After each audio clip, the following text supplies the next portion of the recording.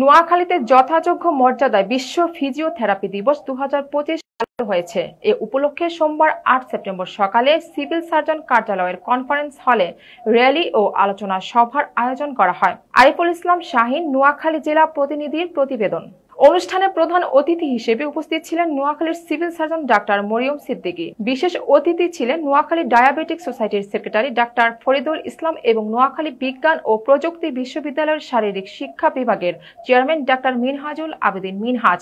এছাড়াও অনুষ্ঠানে জেলা স্বাস্থ্য বিভাগের কর্মকর্তা, ফিজিওথেরাপি প্র্যাকটিশনার, প্যাথো প্রতিনিধি দল ও বিভিন্ন স্বাস্থ্যকর্মী অংশগ্রহণ করেন। বক্তারা বলেন, মুভ টু ইমপ্রুভ এই স্লোগানকে সামনে রেখে প্রতি বছর বিশ্ব ফিজিওথেরাপি দিবস পালন করা হয়।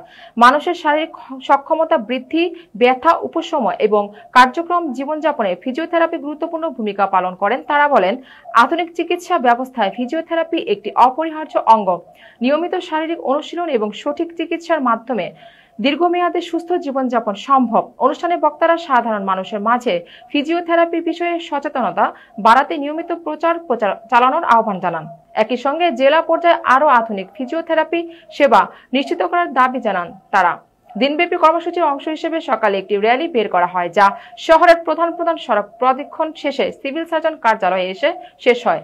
এরপর অনুষ্ঠিত হয় আলোচনা সভা।